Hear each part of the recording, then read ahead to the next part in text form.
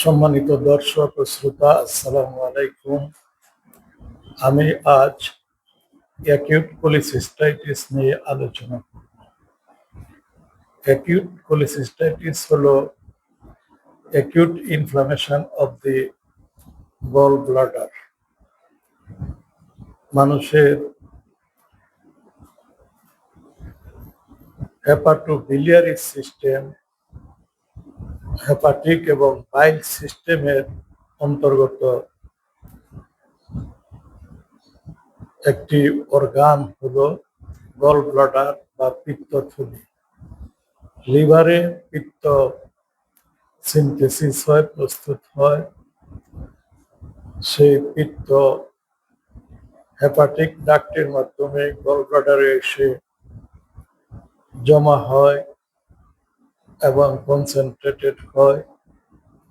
তারপর প্রয়োজন বোধে সেই বাইল শরীরের খাদ্যের ডাইজেশনে ব্যবহৃত হয়। গল ব্লাডার লিভারের জাস্ট নিচে ডান সাইডে একটি পেয়ার শেপড অর্গান বা নাশপাতির মতো একটি অর্গান। এটি পিত্তথলি নামে পরিচিত। বাইল বা পিত্ত এখান থেকে বের হয়ে যায় খাদ্যনালীর ডিউডেনামে। আমরা যে খাবার খাই তার মধ্যে অন্যতম হলো ফ্যাট। ফ্যাট জাতীয় খাবার ডাইজেশন এবং অ্যাবজর্পশনের জন্য বাইলের প্রয়োজন হয়, পিত্তের প্রয়োজন হয়। যখন খাবার খাদ্যনালীতে পৌঁছে, ডিউডেনামে পৌঁছে, তখন সেখান থেকে একটি হরমোন সিক্রেশন হয়, যেটিকে বলা হয় কোলিসিস্টোকাইনিন। এই কোলিসিস্টোকাইনিন হরমোন গল ব্লাডারের যে স্ফিংটার আছে সেটিকে রিল্যাক্স করে এবং গল ব্লাডারকে কন্ট্রাক্ট করে। তখন গল ব্লাডার থেকে বাইল বা পিত্ত ডিউডেনামে নিঃসৃত হয় এবং ফ্যাটি বা চর্বি জাতীয় খাবার ডাইজেশনে এটি সহযোগিতা করে। পিত্ত বা বাইল এর 10% হলো সলিড, 90% ওয়াটার। সলিডের মধ্যে রয়েছে বাইল সল্ট, লেসিথিন এবং কোলেস্টেরল। বাইল সল্ট কোলেস্টেরলকে সলিবল করে রাখে, জমাট বাঁধতে বাধা দেয়। যখন বাইল সল্ট এবং কোলেস্টেরলের রেশিওর মধ্যে টানাপোড়েন শুরু হয়, তখন কোলেস্টেরল জমতে শুরু করে। কোলেস্টেরল যদি জমা হয়, এগ্রিগেট হয়, তাহলে কোলেস্টেরল স্টোন ফরমেশন হয়। এই সকল স্টোনকে বলা হয় গল স্টোন বা পিত্ত পাথরি। অ্যাকিউট কোলিসিস্টাইটিস বা গল ব্লাডারের যে ইনফ্লামেশন, সেটি গল ব্লাডারের যে ওপেনিং আছে, সিস্টিক ডাক্ট, সেটি যদি কোনো পাথর দ্বারা, গল স্টোন দ্বারা বন্ধ হয়ে যায়, ব্লক হয়ে যায়, তখন গল ব্লাডার ফুলতে শুরু করে, টক্সিন লিভারেট হয় এবং সেখানে ইনফ্লামেশন হয়, কেমিক্যাল ইনফ্লামেশন। তারপর সেটি ব্যাকটেরিয়া দ্বারা ইনফেক্টেড হয়ে অ্যাকিউট ইনফ্লামেশন দেখা দেয়। এই অ্যাকিউট ইনফ্লামেশনকে বলা হয়, গল ব্লাডারের অ্যাকিউট ইনফ্লামেশনকে বলা হয় অ্যাকিউট কোলিসিস্টাইটিস। এটি একটি কমন ডিজিজ। পূর্ণবয়স্ক মানুষের 10 থেকে 15% মানুষের ক্ষেত্রে গল স্টোন তৈরি হতে পারে। এই গলস্টোন সব মানুষের ক্ষেত্রে যে অ্যাকিউট কোলিসিস্টাইটিস সৃষ্টি করে তা নয়, অনেকের এটি সিমটোমেটিক হয়ে যায়। গলস্টোন সিস্টিক ডাককে গলব্লাডারের যে ওপেনিং আছে সেটিকে বন্ধ করে দেয়, তখন ইনফ্লামেশন হয়। গলব্লাডারের ইনফ্লামেশন হওয়ার আগে বিলিয়ারি কোলিক হয়, মাঝে মাঝে পেটের উপরের দিকে ডান সাইডে ব্যথা হয়, সেই ব্যথা আবার কমে যায়। তবে ইন্টারমিটেন্ট পেইন হতে পারে, সেটাকে বলা হয় বিলিয়ারি কোলিক। এই বিলিয়ারি কোলিক থেকে যখন গলস্টোন সিস্টিক ডাক্টকে বন্ধ করে দেয়, তখন অ্যাকিউট ইনফ্লামেশন শুরু হয়ে যায়।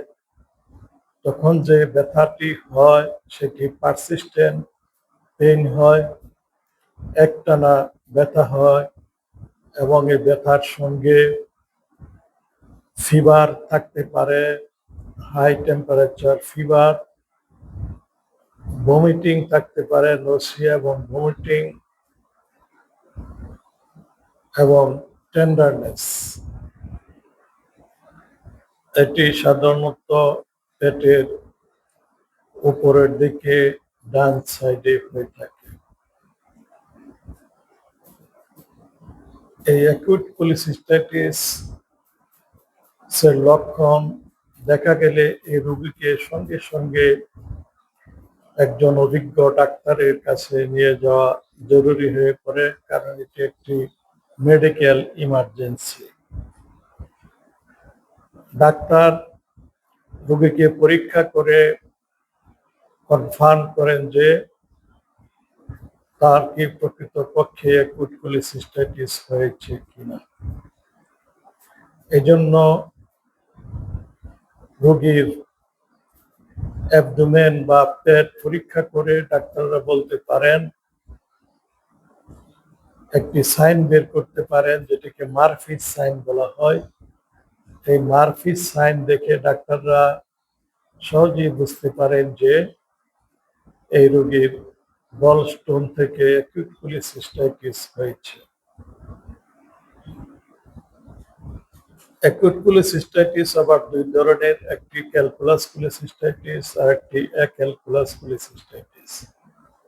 ক্যালকুলাস কোলিসিস্টাইটিস যেটি গলস্টোনের কারণে হয়, 90 থেকে 95% ক্ষেত্রে অ্যাকিউট কোলিসিস্টাইটিস গলস্টোনের জন্য হয়ে থাকে।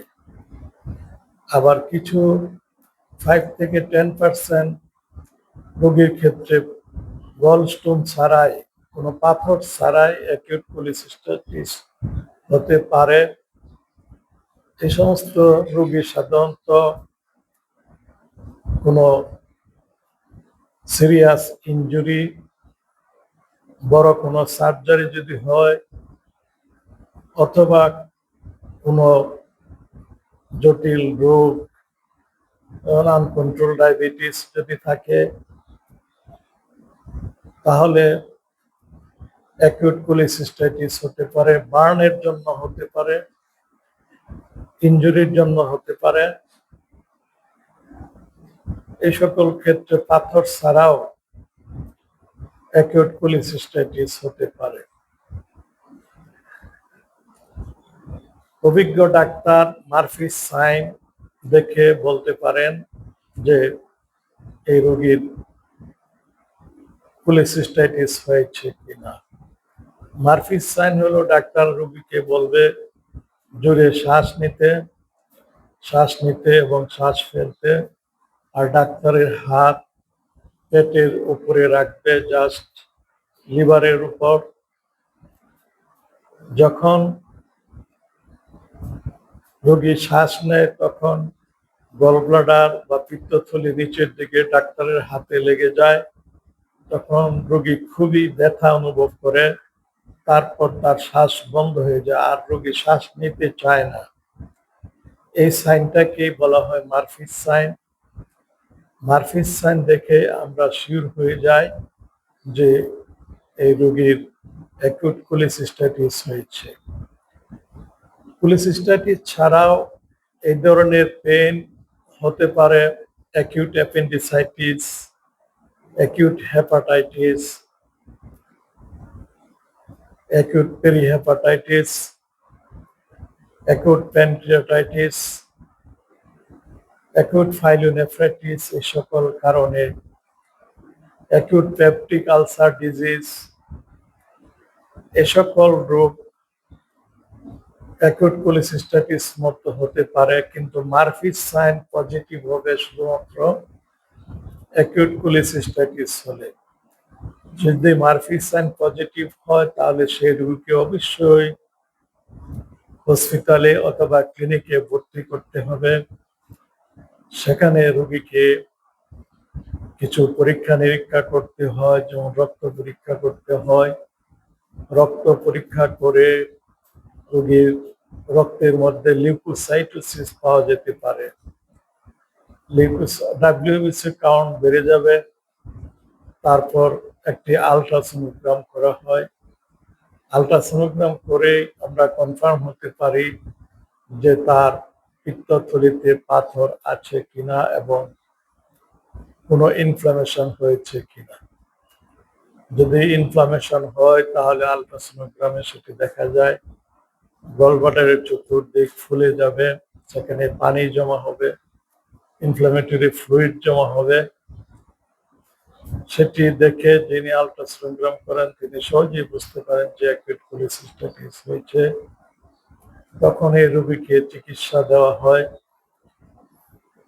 রোগীকে নাথিং বাই মাউথ করে দেওয়া হয়, মুখে কিছুই খেতে পারবে না, এবং একটি নেজোগ্যাস্ট্রিক টিউব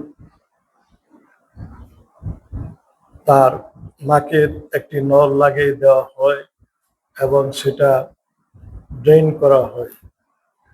ডাইজেস্টিভ ট্র্যাক্টকে খালি করা হয় গলব্লাডারকে রেস্ট দেওয়ার জন্য। তারপর রোগীর ডিহাইড্রেশন থাকে, সেটি কারেকশন করার জন্য ইন্ট্রাভেনাস ফ্লুইড বা স্যালাইন দিতে হয়। এছাড়া ব্যথার ওষুধ দিতে হয়, এবং যদি ইনফেকশন হয়ে থাকে বা সন্দেহ করা হয় তাহলে অ্যান্টিবায়োটিক দিতে হবে। এগুলি দেওয়ার পর রোগীর পালস, টেম্পারেচার, টেন্ডারনেস এগুলি পরীক্ষা করা হয়। গলব্লাডার পালপেবল হতে পারে। যদি ইমপ্রুভ করে তাহলে গলব্লাডার আস্তে আস্তে ফোলা কমে যাবে, ইনফ্লামেশন কমে যাবে, রোগীর জ্বর ভালো হয়ে যাবে, টেন্ডারনেস কমে যাবে। তারপর এই রোগীর অপারেশন করতে হবে। ইনিশিয়াল ট্রিটমেন্ট হলো কনজারভেটিভ ট্রিটমেন্ট। কনজারভেটিভ ট্রিটমেন্ট অবশ্যই দিতে হবে। তারপর আমরা অপারেশনের চিন্তা করি। অপারেশন হলো কোলিসিস্টেক্টমি। গলব্লাডারকে বডি থেকে রিমুভ করা হয়। দুই প্রক্রিয়ায় গলব্লাডারকে বডি থেকে রিমুভ করা যেতে পারে। একটি হলো কোলিসিস্টেক্টমি, ল্যাপারোস্কোপিক কোলিসিস্টেক্টমি, অপরটি হলো ল্যাপারোটমি ওপেন কোলিসিস্টেক্টমি। ল্যাপারোস্কোপিক কোলিসিস্টেক্টমি সবচেয়ে উত্তম অপারেশন। কয়েকটি ছিদ্র করে গলব্লাডারকে বডি থেকে রিমুভ করা হয়। আর ওপেন কোলিসিস্টেক্টমি, সেখানে একটি লম্বা ইনসিশন দিয়ে অ্যাবডোমেন ওপেন করা হয়। তারপর গলব্লাডার বডি থেকে রিমুভ করা হয়। এই কোলিসিস্টেক্টমি সেটা ইমার্জেন্সি হতে পারে, আর্লি হতে পারে, বা লেট কোলিসিস্টেক্টমি হতে পারে। ইমার্জেন্সি কোলিসিস্টেক্টমি হলো ইনিশিয়াল ট্রিটমেন্টে যদি রোগী ইমপ্রুভ না করে তাহলে 48 থেকে 72 ঘন্টার মধ্যে যে কোলিসিস্টেক্টমি করা হয়, অপারেশন করা হয়, সেটা হলো ইমার্জেন্সি কোলিসিস্টেক্টমি। যদি অপারেশন না করা হয় তাহলে কি হবে? গ্যাংগ্রিন হবে, গলব্লাডার গ্যাংগ্রিন হয়ে পারফোরেটেড হয়ে যাবে, অথবা গলব্লাডারে পাস জমা হয়ে যাবে এবং সেটি পারফোরেশন হতে পারে। পারফোরেশন হলে পেরিটোনিয়ামে বা পেটের অন্যান্য অংশে এই ইনফেকশন ছড়িয়ে পড়তে পারে, তখন রোগীর অবস্থা খুবই খারাপ হয়ে যেতে পারে। কাজে যাতে পারফোরেশন না হয়, পারফোরেশন হওয়ার পূর্বে ইমার্জেন্সি কোলেসিস্টেক্টমি করে নেওয়া হয়। ইনিশিয়াল ট্রিটমেন্টে রোগী যদি ইমপ্রুভ করে তাহলে তাকে 1 সপ্তাহের মধ্যে তাকে অপারেশন করা হয়, কোলেসিস্টেক্টমি করা হয়, ল্যাপারোস্কোপিক অথবা ওপেন কোলেসিস্টেক্টমি।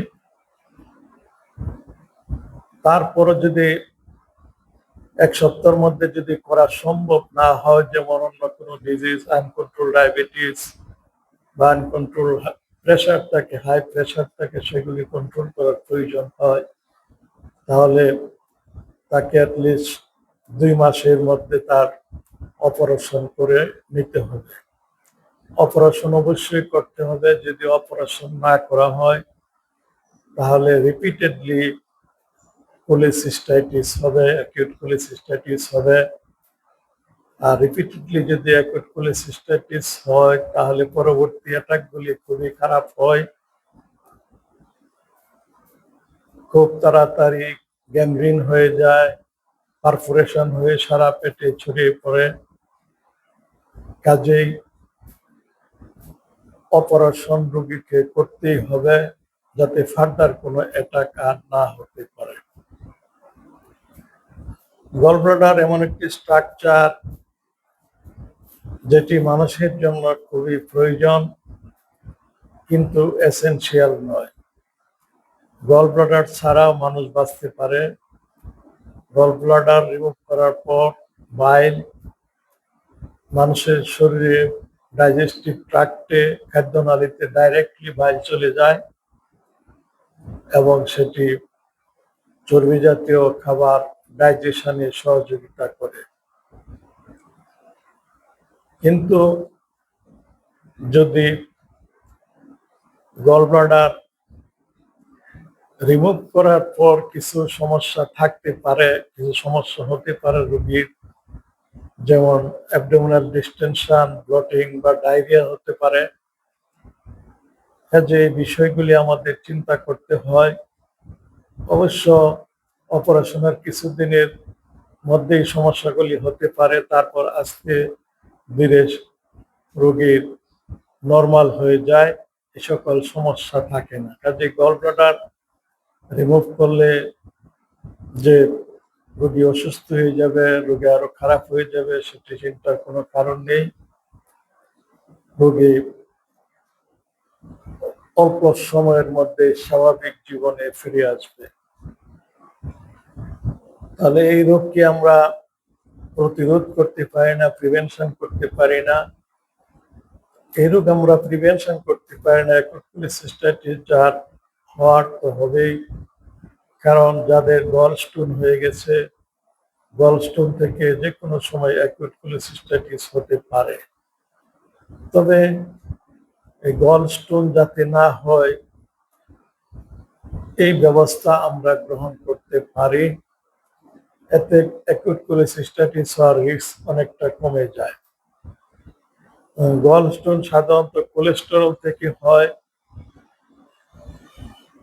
যে সকল খাবারে হাই কোলেস্টেরল আছে সেই সকল খাবার অ্যাভয়েড করলে বডিতে কোলেস্টেরল কমে যাবে, তখন কোলেস্টেরল স্টোন ফরমেশনের হারও কমে যাবে। আর যারা অবেস বা মোটা মানুষ, তাদের অবেসিটি কন্ট্রোল করতে হবে, এই জন্য ব্যালেন্স ডায়েট গ্রহণ করতে হবে। ডায়েট কন্ট্রোল করে অথবা ফ্যাট রিডাকশন করে অবেসিটি কমানো সম্ভব। অবেসিটির চিকিৎসা করা যেতে পারে, ওভারওয়েট এবং অবেসিটির চিকিৎসা নিতে হয়। প্রিভেনশনের এই মেথডগুলি আছে। আমরা কোলেস্টেরল কমাতে পারি, অথবা ওবেসিটি এবং ওভারওয়েট আমরা রিডিউস করতে পারি। এই ব্যবস্থাগুলি গ্রহণ করলে গল স্টোন হওয়ার সম্ভাবনা কমে যায়। কাজে অ্যাকিউট কোলিসিস্টাইটিস এটি একটি লাইফ থ্রেটেনিং ডিজিজ। এই রোগ যাতে না হয়, রিস্ক কমানোর জন্য আমরা চর্বি জাতীয় খাবার কমায় দিতে পারি। এই রোগটা সাধারণত অ্যাডাল্ট মহিলাদের ক্ষেত্রে বেশি হয়। ফ্যাট, ফার্টাইল, ফেয়ার এই সকল মহিলাদের এই অ্যাকিউট গলস্টোন ফর্মেশন বেশি হয়, অ্যাকিউট কোলিসিস্টাইটিস হয়। তাদের ক্ষেত্রে এই পরামর্শগুলি গ্রহণ করা অতি জরুরি। এবং অ্যাকিউট কোলিসিস্টাইটিসের লক্ষণ যদি মনে হয়, রাইট আপার অ্যাবডোমিনাল পেইন যদি দেখা দেয়, এবং যদি অভিজ্ঞ ডাক্তার সেটি দেখে মনে করেন যে মারফিসান পজিটিভ, তাকে অবশ্যই সঙ্গে সঙ্গে হসপিটালে ভর্তি করতে হবে এবং কনজারভেটিভ ট্রিটমেন্ট দেওয়ার পর অপারেশনের ব্যবস্থা করতে হবে। আর এই সকল ব্যবস্থা যদি শীঘ্রই করা না হয়, তাহলে এর জটিলতা অত্যন্ত মারাত্মক হয়ে যায়। গলব্লাডার পাস জমা হইতে থাকে, পুজ জমা হয়, পুজ জমা হয়ে ইনফাইমা হয়, সেটি বাস্ট হইতে পারে, অথবা গলব্লাডার গ্যাংগ্রিন হয়ে পারফোরেশন হয়ে যায়, পারফোরেশন হয়ে সারা শরীরে ছড়িয়ে পড়ে, তখন জীবন সংকটাপন্ন হতে পারে। তাদের এই সকল ড্রেডফুল কমপ্লিকেশন থেকে রক্ষা পাওয়ার জন্য এই রোগের প্রকৃতি, নেচার সম্পর্কে আমাদের জানা খুবই জরুরি, এবং এর চিকিৎসা যত তাড়াতাড়ি সম্ভব নেওয়া যায় আমাদের সকলের জন্য এ সম্পর্কে যথেষ্ট জ্ঞান থাকা দরকার। আসসালামু আলাইকুম ওয়া রাহমাতুল্লাহ।